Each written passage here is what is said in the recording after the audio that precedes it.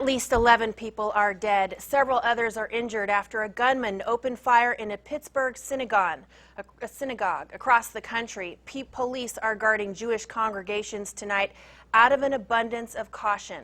Chris Pallone has the latest on the investigation and more about the man accused of carrying out this deadly attack.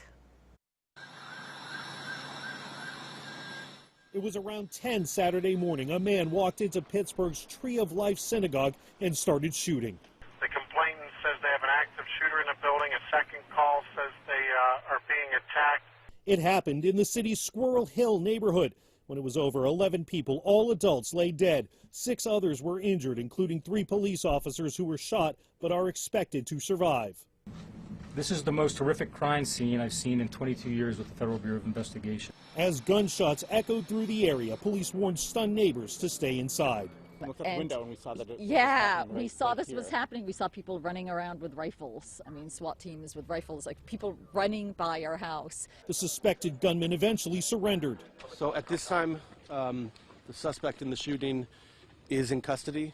Federal sources identify him as 46-year-old Robert Bowers. They say he was armed with an AR-15 style rifle and handguns. Social media posts believed to be made by Bowers were filled with anti-Semitic hate speech. President Trump suggested armed guards could have lessened or prevented the attack and later condemned racial and religious prejudice. The vile, hate-filled poison of anti-Semitism must be condemned and confronted everywhere and anywhere it appears. Bowers is expected to face federal hate crime charges. Chris Pallone, NBC News. Pennsylvania's governor has ordered state flags to be flown at half-staff to honor the victims of today's shooting. Several vigils and memorial services are planned in the coming days.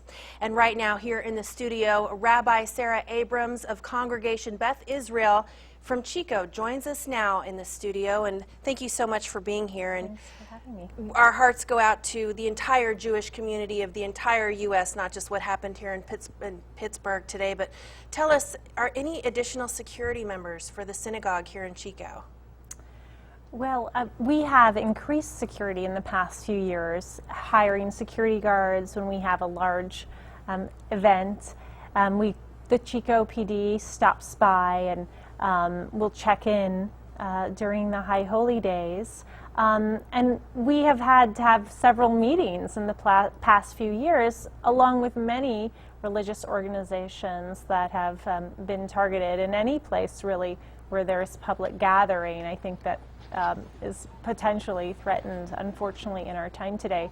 So I have to say that today an officer from the Chico police did come by to just make sure that everything was okay around the synagogue. That was very reassuring, that they are responding to the heightened concern from this horrific and outrageous event in Pittsburgh. What went through your mind this morning when you first heard of what had happened?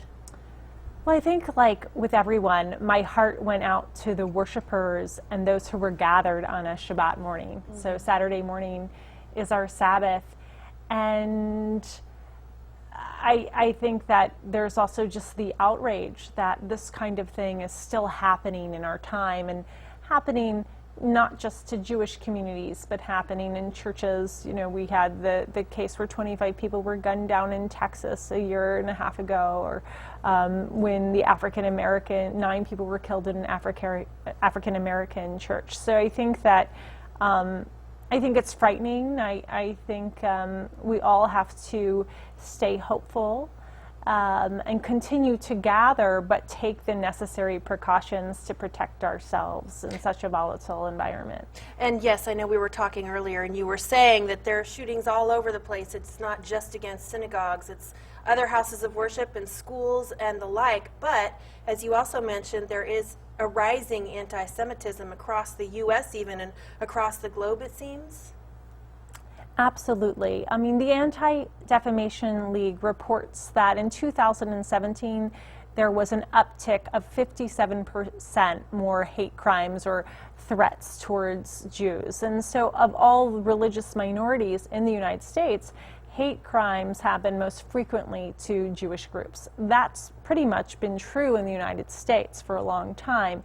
So I think that Jewish communities, our community, have been concerned and have taken security measures, and it is certainly upsetting, and we'd hate to see any copycats. I think we've been very blessed in the North State in recent times to have very little threats and a lot of support from the community as well. And that was actually my final question. Here in the North State, it doesn't seem like we hear a lot of anti-Semitism.